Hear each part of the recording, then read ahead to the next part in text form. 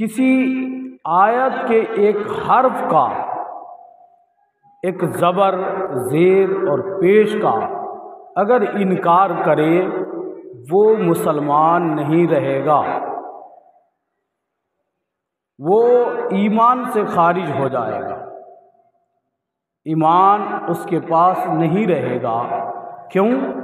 اس لیے کہ اس نے ایک آیت کا انکار کیا، اور جو اگر کسی ایک آیت کا انکار کرے اس کا ایمان جب نہیں رہے گا، یہ بات طے ہو گئی، تو پھر کوئی قرآن کی آیت کا انکار کرے اور پھر وہ دعویٰ کرے کہ ہم ایمان والے ہیں، ہم کلمہ گو ہیں، ہمارا ایمان ہے، ہم ایمان والے کہلاتے ہیں۔ کسی ایک آیت کا، قرآن کی کسی ایک آیت کا انکار کرنا کفر ہے، وہ اسلام کے اندر سے باہر ہو جائے گا۔ وہ ایسے باہر ہوگا کہ وہ جیسے گائے کے تھنوں سے دودھ کو جب باہر نکال لیا جاتا ہے دوبارہ پھر وہ دودھ اس کے تھنوں میں نہیں جاتا، وہ ایسے ایمان سے باہر ہوگا۔ اب بتائیے، کسی ایک آیت کا انکار کرنا کفر ہے، یہ بات طے ہے۔ کوئی اگر کرے تو ایمان والا تو ہو نہیں سکتا، کسی ایک آیت کا انکار کرے تو وہ ایمان والا نہیں ہوگا۔ تو ایک ملا جی بول پڑے، ملا جی اس نے بول دیا کہ نبی صلی اللہ علیہ وسلم کے بعد کسی اور نبی، نئے نبی کی آمد ہوگی، وہ آئیں گے تو نبی کی خاتمیت پر فرق نہیں آئے گا۔ حضور صلی اللہ علیہ وسلم کے آخری ہونے پر کوئی فرق نہیں آئے گا۔ کہنے کا مطلب یہ کہ حضور کے بعد کسی اور نبی کی آمد کی گنجائش ہے، یہ اپنے من سے اس نے عقیدہ بنایا ہے۔ اور قرآن عقیدہ یہ بتا رہا ہے، اللہ اپنے کلام میں ارشاد فرما رہا ہے قرآن مجید میں کہ میں نے اپنے محبوب کو زمین پر اتار دیا، حضور صلی اللہ علیہ وسلم کی آمد ہو گئی، پھر اس کے بعد میں کسی نئے نبی کو پیدا نہیں کروں گا، کسی اور نئے نبی کی آمد نہیں ہوگی، یہ اللہ کہہ رہا ہے۔ اور ملا کہہ رہا ہے کہ کسی نبی کی آمد ہوگی تو نبی کی خاتمیت پر، نبی کے آخری ہونے پر کوئی فرق نہیں آئے گا۔ تو میں پوچھنا چاہتا ہوں، اللہ کی مانو گے یا پھر ملا کی مانو گے؟ اللہ کی ماننا ہے، قرآن کی ماننا ہے کہ ملا جی جو اپنے من سے گڑھ کے عقیدہ بنا دیے تو ملا جی کی بات پر عمل کرو گے؟ اب اگر قرآن کی کسی آیت کا انکار کوئی کرے تو وہ کافر ہو جاتا ہے، وہ ایمان سے خارج ہو گیا۔ جب اس کا ایمان رہا نہیں، ایمان والا ہوا نہیں، تو اس کا نماز پڑھنا، روزہ رکھنا، تسبیح پڑھنا، کلمہ پڑھنا وغیرہ وغیرہ جو اعمال صالحہ ہے، اگر وہ اعمال صالحہ کرے گا تو اس کا بدلہ کیا ملے گا؟ اس کا بدلہ ملنے کے لیے، اعمال صالحہ سے افادہ حاصل کرنے کے لیے، فائدہ حاصل کرنے کے لیے ایمان کا ہونا شرط عین ہے۔ ایمان ہوگا تو نماز پڑھو گے تو اس کا تمہیں اجر ملے گا، اس کا بدلہ ملے گا۔ اگر ایمان نہیں ہوگا تو نماز پڑھنا، روزہ رکھنا، حج کرنا وغیرہ یہ سب کیا ہوگا؟ بیکار ہے، کوئی فائدہ نہیں دے گا۔ نماز پڑھنا اسی وقت فائدہ دے گا جب تک ایمان والا نہ ہو۔ ایمان ہوگا تو یہ سب کرنا اس کو فائدہ دے گا۔ اب وہ قرآن سے گڑھ کے نیا عقیدہ بنایا، نیا عقیدہ گڑھ کے کتابوں میں لکھ دیا، من گڑت کہانیاں۔ اب خاتم کا معنی کس لغت میں ہے کہ نبی کے بعد کسی اور نبی کی آمد ہو جائے گی تو خاتمیت میں فرق نہیں آئے گا۔ اس کا کیسے معنی بنا لیا؟ اس کا ترجمہ کیسے تم نے بنا لیا؟ یہ کیسا یہ عقیدہ بنا؟ خاتم کا معنی آپ سب ہم جانتے ہیں، آپ بھی جانتے ہیں، سب جانتے ہیں اس بات کو کہ خاتم کا معنی ختم ہو جانا، آخری ہو جانا، اس کے بعد کسی اور کا آنا نہ ہو، اس کو بولتے آخری، ختم ہو گئے، یعنی اس کے بعد کسی اور کا آنا نہ ہو، وہ آخری ہو تو اس کو ختم کہتے ہیں۔ اور خاتم النبیین، نبیوں کے خاتم ہیں۔ نبی پاک صلی اللہ علیہ وسلم کے بعد کسی اور نبی کا آنا محال ہے، محال ہے، نہیں آئیں گے۔ کسی اور نبی حضور کے بعد نہیں آئیں گے۔ اور اگر کوئی کہے کہ حضور کے بعد کسی اور نبی کا آنا ممکن ہے، آ سکتے ہیں، تو ان لوگوں نے، ایسے درندے اور ایسے نابکار، یہ کم ظرف ملاؤں نے یہ گڑھ کے عقیدہ بنایا۔ مسیلمۃ الکذاب تھا، مسیلمۃ الکذاب حضور صلی اللہ علیہ وسلم آخری ایام میں تھے۔ مسیلمۃ الکذاب جب پیدا ہوا تو حضور کو خط لکھا۔ کیا خط لکھا؟ کہ آپ آدھے حصے کا نبی ہیں اور آدھے حصے کا نبی مجھے بنا دو۔ یہ دعویٰ کیا تھا کذاب، مسیلمہ کذاب نے یہ دعویٰ کیا، حضور کے پاس خط لکھ کر کے بھیجا تو حضور نے فرمایا کہ میں آخری نبی ہوں، میرے بعد اللہ کسی نبی کو پیدا نہیں کرے گا۔ تو آدھی زمین مانگتا ہے کہ آدھی زمین کا مجھے نبی بنا دیا جائے تو تمہیں ایک ٹکڑے زمین کے نہیں ملیں گے۔ حضور علیہ الصلوۃ والتسلیم نے فوجیوں کو روانہ کیے کہ مسیلمہ کذاب سے جہاد ہو۔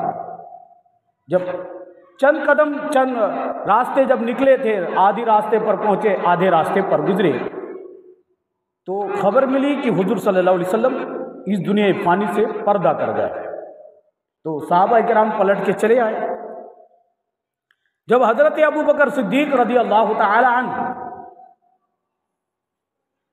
خلیفۃ المسلمین بنے، امیر المؤمنین بنے، تو حضرت ابو بکر صدیق رضی اللہ تعالی عنہ خلیفۃ المسلمین بننے کے بعد فوراً یہ کام کیے جو نبی پاک علیہ السلام نے کرنے کے لیے صحابہ کرام کو بھیجا تھا۔ وہ کام پورا نہیں ہو سکا تھا تو حضرت ابو بکر صدیق نے سب سے پہلا کام وہی کیا جو نبی پاک علیہ السلام نے کرنے کا ارادہ کیا تھا، اور صحابہ پلٹ کے واپس آ گئے تھے جس کام کے لیے صحابہ کو نبی پاک علیہ السلام نے بھیجا تھا۔ 300-700 صحابہ کرام لشکر جرار کو لے کر کے مسیلمۃ الکذاب کے پاس جہاد کے لیے صحابہ کرام پہنچے اور جہاد کیے، اور مسیلمہ کذاب کو تڑپا دیا گیا، اس کو اینٹ سے اینٹ بجا دی گئی۔ یہ نبی پاک علیہ الصلوۃ والتسلیم نے یہ عمل کیا۔ اب وہ مسیلمہ کذاب کے بعد کوئی اور کذاب پیدا ہو گیا، کچھ کذاب ایسے پیدا ہو گئے کہ نبی کے بعد کسی نئے نبی کا آنا ممکن مانا، کسی نئے نبی کی آمد کا آمد کو اس نے ممکن قرار دیا، کچھ درندے ایسے جنم لیے۔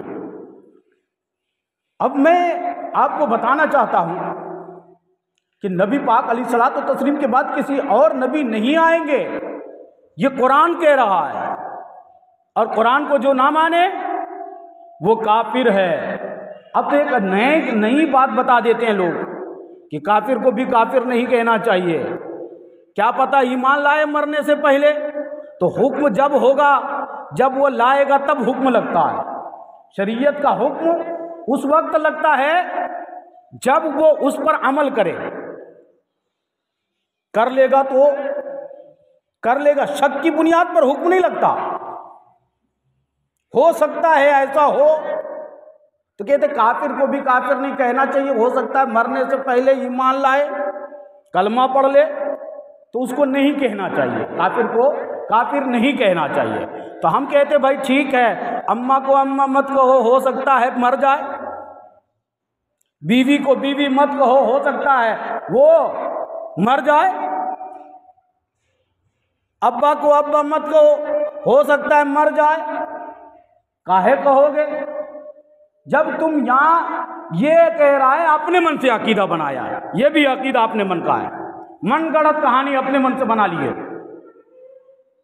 کہ کافر کو کافر نہیں کہنا چاہیے۔ قرآن تو کہہ رہا ہے قل یا ایھا الکافرون، کافر کو تو کافر قرآن کہہ رہا ہے، اور یہ اللہ کہہ رہا ہے کہ کافر کو کافر کہو، اور یہ ملا کہہ رہے ہیں کہ مت کہو۔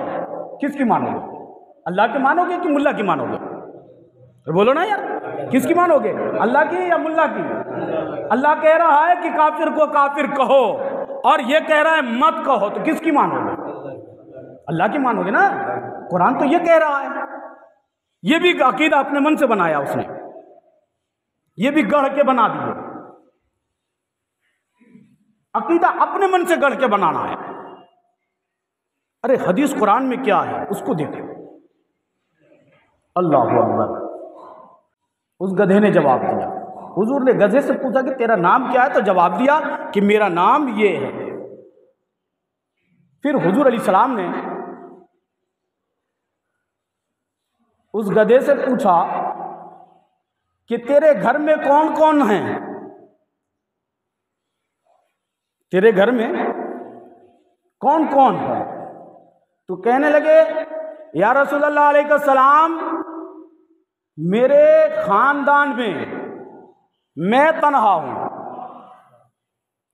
میرے علاوہ کوئی نہیں ہے، میں اکیلا ہوں، اور اللہ نے میرے جد کو یعنی میرے باپ داداؤں کو 60 پیدا کیا۔ زمانے میں کچھ زمانے میں پیدا ہوئے، وہ 10-20 سال 15 سال 10 سال 2 سال آگے پیچھے کر کے پیدا ہوئے، اور نسلن بعد نسلن میں پیدا ہوا، اور میرے بعد کوئی نہیں، میرے خاندان میں میرے باپ دادا وغیرہ میں جتنے بھی ہمارے اوپر ہیں، ہم میں سے کوئی اور وہ نہیں رہے، ہم تنہا ہیں، اکیلا ہیں، میرے بعد کوئی اور نہیں ہے، میں اکیلا ہوں۔ اور پھر کہنے لگے یا رسول اللہ علیہ السلام، میرے خاندان والوں کا، میرے خاندان کے جو گدھے ہیں ان کا اعزاز یہ ہے، شرف یہ ہے، مقبولیت یہ ہے کہ نبیوں کے علاوہ اپنی پشت پر کسی کو بیٹھنے نہیں دیا۔ ہمارے خاندان والوں کا شرف یہ ہے کہ ہم پر، ہمارے باپ داداؤں پر نبیوں میں سے سفر کیے ہیں، سوار ہوئے ہیں، ہمارے خاندان والوں کے پشت پر نبی ہی بیٹھے ہیں، نبی کے علاوہ ہمارے خاندان والوں نے کسی کو بٹھایا ہی نہیں۔ یا رسول اللہ علیہ السلام، میرے خاندان والوں کا یہ شرف ہے کہ نبی ہی ہم پر سواری کیے ہیں، لیکن یا رسول اللہ میں اب تنہا ہوں، میں مدتوں سے انتظار کر رہا ہوں کہ نبی آخر الزماں کا ظہور ہوگا اور مصطفیٰ علیہ الصلوۃ والتسلیم مجھ پر سوار ہوں گے۔ منتظر تھا، میں انتظار کرتا تھا، لیکن قسمت کا تقاضا تو یہ کہ میں کسی اور کے، کسی کافر کے قبضے میں تھا، کسی یہودی کے قبضے میں تھا۔ جب میں اس کے قبضے پر تھا، وہ مجھ پر سوار ہونا چاہتا تھا، مجھ پر بیٹھنا چاہتا تھا، تو میں اپنی پشت کو پلٹ دیتا تھا، زمین پر گرا دیتا تھا۔ وہ بارہا بیٹھنے کی کوشش کیا، لیکن میں نے، اے مصطفیٰ جان رحمت، اس پلید کو اپنی پشت پر بٹھا کر کے اپنی پشت کو پلید نہیں کیا ہے، میں نے محفوظ کر رکھا ہے آپ کے خاطر۔ جب میں یہ کرتا تھا، جب مجھ پر وہ بیٹھنے کی کوشش کرتا تھا، تو میں زمین پر جب اس کو پٹک دیتا تھا، اس کو گرا دیتا تھا، بیٹھنے نہیں دیتا تھا، تو اس کے بدلے میں مجھے بہت معاملات بھگتنے پڑے گئے، بہت سزا اٹھانی پڑی ہے، مار کھانی پڑی ہے۔ اور جب میں نہیں بیٹھنے دیتا تھا تو وہ مجھے کھانا بھی نہیں دیتا تھا، پانی بھی پینے نہیں دیتا تھا، ڈنڈے مارتا تھا، بھوکے رکھا کرتا تھا۔ لیکن مصطفیٰ، آپ کے لیے، آپ کے خاطر میں نے سب کچھ برداشت کیا ہے، سب کچھ میں نے برداشت کیا ہے، اس لیے کہ اس پشت پر کوئی اور نہ بیٹھے، صرف مصطفیٰ ہی بیٹھے۔ اور پھر اس کے بعد حضور علیہ السلام نے ارشاد فرمایا ہے، تستحی الاناس، تمہیں مؤنث کی خواہش ہے؟ تو اس نے بولا، نہیں، مجھے مؤنث کی خواہش نہیں۔ کیوں؟ یا کہیں ایسا تو نہیں کہ یا رسول اللہ علیہ السلام، میں اپنے خاندان میں سے اکیلا ہوں، تنہا ہوں، اور آپ نبیوں میں تنہا ہیں، اکیلا ہیں، آخری ہیں، آپ کے بعد کوئی نبی نہیں ہو سکتا، کوئی نبی نہیں آئیں گے، تو پھر جب مجھے، میرے خاندان والوں کا یہ شرف ہے کہ صرف نبیوں کو سوار کیا ہے، تو مصطفیٰ جب آپ کے بعد کوئی نبی نہیں آئیں گے تو پھر میں، یہ مؤنث کی خواہش ہمارے دل میں کیسے ہو سکتی ہے؟ جب مؤنث کی خواہش ہوگی تو پھر ہماری نسل کا گدھا ہوگا، پھر کوئی نبی نہیں آئیں گے، تو پھر وہ ہمارے خاندان کا شرف ہے کہ نبیوں کو ہی سوار کیا ہے، تو پھر کسی کو بٹھائیں گے، کس کو بٹھائیں گے؟ اللہ اکبر! یہ گدھے نے خاتمیت پر پہرا دیا ہے، عقیدہ خاتمیت پر پہرا دیا ہے، بتایا ہے کہ مصطفیٰ علیہ السلام کے بعد کوئی آخری نبی نہیں آئیں گے، اور جیسے میں آخری ہوں ویسے حضور علیہ السلام آخری ہے۔ اللہ اکبر!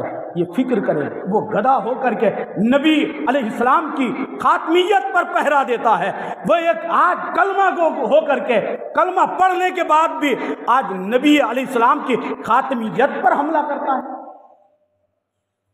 تو وہ مقدر والا گدھا تھا، یہ انسان ہو کر کے گدھے سے بھی بدتر ہے، جانور سے بھی بدتر بن گیا،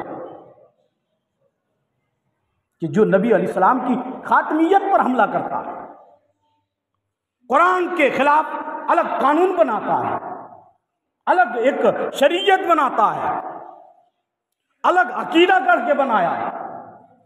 یہ اس نے اپنے من سے عقیدے بنا دیے کہ نبی کے بعد کوئی نبی آ جائیں گے تو کوئی فرق نہیں پڑتا۔ نعوذ باللہ، استغفر اللہ! یہ کیسا عقیدہ ہے؟ یہ کیسا ایمان ہے؟ ایمان کا تقاضا تو یہ نہیں ہے، لیکن جو کہہ رہے ہیں، پھر قرآن کے خلاف اگر کوئی قرآن کو نہ مان کر اپنے من سے کوئی عقیدہ بنا لے تو وہ ایمان والا رہتا ہی نہیں ہے، وہ اسلام سے خارج ہو جاتا ہے، اس کے حصے میں کچھ نہیں رہتا۔ تو یہ بات طے ہو گئی کہ وہ یہ عقیدہ بنا کر کے، وہ یہ عقیدہ بنانے کے بعد وہ خود کافر ہو گئے۔ اور اگر کوئی یہ کہے، چونکہ قرآن کی ایک آیت کا انکار کرنا کفر ہے، اور خاتم النبیین آیا قرآن میں کہ نبی علیہ السلام کے بعد کسی اور نبی نہیں آئیں گے، اور یہ کہہ رہے ہیں کہ حضور کے بعد کوئی نبی اور نیا نبی آ جائے تو نبی کی خاتمیت میں فرق نہیں پڑتا، تو یہ قرآن کے خلاف عقیدہ بنایا، قرآن کو نہ ماننے کی بنیاد پر کافر ہوا، اسلام سے خارج ہوا، اس کا نماز، روزہ، حج، زکوٰۃ، جتنا بھی کچھ کرے گا سب بیکار، کوئی فائدہ نہیں دینے والا. اور اگر وہ تو کافر ہو گیا، اور اگر کوئی اسے کافر نہ مانے تب بھی وہ کافر ہو جائے گا. جو ایسا عقیدہ بنایا اور بنانے کے بعد مر گیا، وہ چلا گیا اور اس کو وہ کافر نہ مانے تب بھی کافر. من شک فی کفرہ وعذابہ فقد کفر.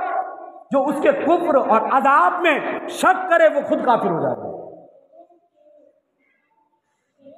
یہ فقہاء کرام کا اصول ہے، ضابطہ ہے، قانون ہے. وہ اسلام سے خود بخود خارج. جو نہ مانے وہ خود کافر ہو جائے. یہ قرآن کو نہ ماننے والا ایمان والا ہوا نہیں، طے ہو گئی بات. اب یہ میں پوچھنا چاہتا ہوں، کیا یہ نبی پاک علیہ الصلوۃ والتسلیم کی توہین نہیں؟ کیا یہ نبی پاک علیہ الصلوۃ والتسلیم کی ذات مبارکہ پر، عزت پر پہرا دینے کے بجائے اس نے حملہ کیا کہ نہیں کیا؟ اس نے ایک شوشے بنائے کہ نہیں بنایا؟ اس نے ایک راستہ بنایا کہ نہیں بنایا؟ افسوسناک بات، دلسوز بات. اللہ اکبر. غیرت ایمان تو پتہ نہیں کہاں چلا گیا، اور نبی پاک علیہ الصلوۃ والتسلیم کے خلاف بکواس کرتا ہے. کبھی کوئی اور بول پڑتا ہے. کتاب کا نام حفظ الایمان ہے، اس کا پیج نمبر 8 ہے، 8 صفحہ نمبر 8. اس نے لکھا، میں پوچھتا ہوں آپ سے، کیا یہ ایمان ہے؟ کیا یہ ایمان کا تقاضا ہے؟ اس نے لکھا کہ اگر لفظ اگر لوگ لگا کر کے بول رہا ہے، نقل کفر ناباشا. میں اس لیے بتا رہا ہوں تاکہ آپ جانو کہ اس کی حقیقت کیا ہے. اس نے نبی پاک علیہ السلام کے خلاف کتنی بکواسیں کی گئے، کتنی گستاخی کی گئے. حضور علیہ الصلوۃ والتسلیم کی ذات مبارکہ پر کتنا بڑا حملہ کیا ہے. اس نے اپنی کتاب میں لکھا، حفظ الایمان نام ہے کتاب کا، پیج نمبر 8. اس میں لکھا، اگر بعض علوم غیبیہ مراد لیا جائے، اگر بعض، غور سے سننا، اگر بعض علوم غیبیہ مراد لیا جائے تو اس میں حضور کی کیا تخصیص؟ نعوذ باللہ، اس میں حضور کی کیا تخصیص؟ ایسا علم جیسا حضور کو ہے، ایسا علم ہر سبی و مجنون بلکہ جمیع بہائم کو ہے. سبھی کہتے معلوم، سبھی کہتے چھوٹے بچے کو، شیرخوار بچے کو سبی ان کہا جاتا ہے. چھوٹے بچے کو، شیرخوار بچے کو سبی کہا جاتا ہے. حضور سے زیادہ وہ چھوٹا بچہ جانتا ہے. یہ جو ابھی ماں کے شکم سے پیدا ہوا شیرخوار بچہ ماں کی گود میں ہے، یہ حضور سے زیادہ جاننے لگا. اس نے حد کر دی. وہ مجنون کا معنی ہوتا ہے پاگل.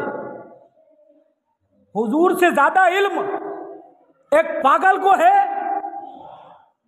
اس نے لکھا یہ کتاب میں، حضور سے زیادہ علم ایک پاگل کو ہے. اور پھر اس نے بتایا لفظ جمیع بہائم کو استعمال کر کے اس نے تو قیامت ڈھا دی، اس نے قیامت برپا کر دی.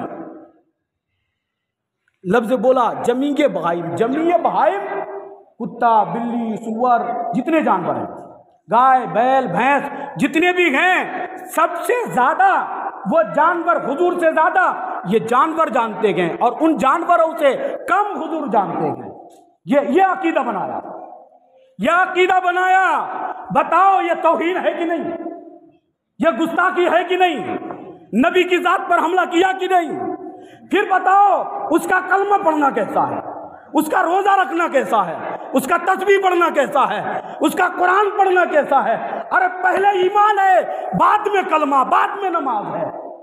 پہلے ایمان ہونا چاہیے. یہ نبی پاک علیہ السلام کی ذات پر حملہ کیا کہ نہیں کیا؟ جمیع بہائم سے تشبیہ دیا، ایک سبی سے تشبیہ دیا، اور ایک مجنون سے تشبیہ دیا. اس بدبخت کا نام اشرف علی تھانوی ہے. اس نے لکھا اپنی کتاب کے اندر، اس نے لکھا اگر شبہ ہو پوری زندگی غلامی کر دوں گا تمہاری، اگر ایک حوالہ غلط ثابت کر دے گا تو जिंदगी भर गुलामी करूंगा तुम्हारी, और 1 लाख रुपए तुम्हें इनाम के तौर पर दूंगा, हवाला गलत साबित करके दिखाओ। तुम्हारे मुल्ला ने बोला कि नहीं बोला? जमीय बहाइम कह करके नबी की शान पर हमला किया कि नहीं? नबी की गुस्ताखी की कि नहीं? ये गुस्ताखी है या नहीं? फिर यही जुमला अगर मैं तेरे खानदान वालों पर, तेरे बाप के बारे में मैं बोलूं तो तुम्हें कैसा लगता? ये जुमला तुम्हारे बारे में बोलूं तो कैसा लगता? अरे मैं अपनी माँ से भी ज्यादा, अपने बाप से भी ज्यादा, अपनी बीवी से भी ज्यादा, दुनिया की हर शय से ज्यादा नबी से मोहब्बत रखता हूँ, नबी से मोहब्बत करता हूँ। दुनिया की हर बातें मंजूर है, तुम मेरी माँ को गाली देगा बर्दाश्त कर लूंगा, नबी की शान में गुस्ताखी करेगा बर्दाश्त नहीं करूंगा, बाप की तौहीन करेगा, मेरे बाप को गाली देगा बर्दाश्त कर लूंगा, मेरी बीवी को बोलेगा बर्दाश्त कर लूंगा, मेरे बच्चों को बोलेगा बर्दाश्त कर लूंगा, लेकिन नबी की जात पर हमला किया तो बर्दाश्त नहीं करूंगा। बताइए ये तौहीन है कि नहीं? अब फिर हुजूर अलैहिस्सलाम ने मिशकातुल मसाबी उठाओ, मिशकात शरीफ के अंदर है, मिशकात शरीफ उठाओ। बातें मत करो, बातें क्या हो रही, बातें क्यों हो रही भाई? दुरूद शरीफ पढ़ो, अल्लाहुम्मा सल्ली अला सय्यिदिना व मौलाना मुहम्मदिन बारिक वसल्लम सल्लु अलैहि सलातो व सलाम अलैका या रसूलल्लाह सल्लल्लाहु तआला अलैहि व आलिहि वसल्लम। बताओ मिशकातुल मसाबी में है, मिशकात शरीफ में है, मिशकात शरीफ में हदीस है, अल क़दरियतो मजूसो हादिहिल उम्मतो इन मरिदू फला तऊदुहुम व इन मातू फला तशहदुहुम। क़दरिया फिरका वो मजूसी टोला है, हुजूर ने फरमाया क़दरिया फिरका वो मजूसी टोला है, अगर वो बीमार पड़ जाए तो उनकी अयादत को मत जाओ। ये मैं नहीं कह रहा, ये हुजूर कह रहे हैं, हुजूर फरमा रहे हैं कि वो क़दरिया फिरका मजूसी टोला है, अगर वो बीमार पड़े तो उनकी अयादत को न जाओ, अगर वो मर जाए तो उसके जनाजे में शरीक न हो। ये कौन कह रहे हैं? हुजूर फरमा रहे। मैं अपने मन से नहीं बताता, हवाले बता रहा हूँ, कोड कर दूंगा। एक ने मेरे पास अल्हम्दुलिल्लाह किताबें हैं, चाहिए तो बोलो मैं दिखाता हूँ पेज नंबर कहाँ कहाँ लिखा है, उसने कहाँ कहाँ ये तौहीन की है। अल्लाह झूठ बोल सकता है, अल्लाह चोरी कर सकता है, नबी की ज़ात पर हमला किया, अल्लाह की ज़ात पर हमला किया। वो मोहम्मद इब्न अब्दुल वहाब नाम था, मोहम्मद नाम था, उसके बाप का नाम अब्दुल वहाब है। उसका बाप जो है बहुत बड़े, उसका जो बाप था बहुत बड़े आलिम थे। उसने सबसे पहले अपने बेटे पर कुफ्र का फतवा दिया, अपने बेटे को। बेटा नहीं देखा, बेटा है, बेटा तो है उनका, लेकिन बेटा नहीं देखा कि ये मेरा बेटा है तो छोड़ दिया जाए, नहीं, बेटा नहीं देखा। कहा काश अगर मेरे पास जवानी होती, मेरी कमर में ताकत होती, मेरे बाजू में ताकत होती, तो मैं सबसे पहले तेरी गर्दन काट देता। मैं जो मेरे नबी की शान में जिस तरह से तुमने बकवासें की गए, तेरी गर्दन काट देता। उसके बाप ने सबसे पहले फतवा लगाया उस पर कुफ्र व इर्तिदाद का। बताओ, उसने वो ऐसे ऐसे जन्म लिए। उस किताब का तर्जुमा किया हिंदुस्तान में इस्माइल देहलवी नाम से, कि नमाज की हालत में, नमाज पढ़ रहे हो, नीयत कर लिए हो, नीयत करने के बाद अगर उसने लिखा, सिरात मुस्तकीम किताब का नाम है, उसमें लिखा कि अगर नमाज की हालत में नबी का ख्याल आए तो नमाज नहीं होगी। उसने लिखा कि अगर तुमने नमाज की हालत में नबी का ख्याल आ जाए तो तुम्हारी नमाज नहीं होगी, और बीबी से सोहबत करने का, बीबी से हमबिस्तरी करने का ख्याल आए तो नमाज हो जाएगी। बोलो ये कैसा अकीदा है? बोलो ना, ये कैसा अकीदा है? ये कैसा अकीदा तुम दे रहे हो? ये फिर अगर जब तुमको इन बातों से तुम कहते हो कि वो किया है, वो कहा है तो वो भुगतेगा, तो फिर तुम, सही बात है, वही भुगते, उसे काफिर कहो तुम। और अगर तुम काफिर नहीं कहते तो तुम खुद काफिर हो जाओगे। या फिर तुमसे मुझे कोई इख्तिलाफ नहीं, सलाम नहीं पढ़ना मत पढ़, फातिहा नहीं करना मत कर, दुरूद शरीफ नबी पर नहीं पढ़ना मत पढ़, लेकिन नबी की तौहीन बनकर, नबी की गुस्ताखी बनकर तुम्हें सीने से लगाने को तैयार हूं मैं, सीने से लगा लूंगा, तेरे कदम को चूम लूंगा, तुम अगर इन चीजों से बाज आ जाओगे तो।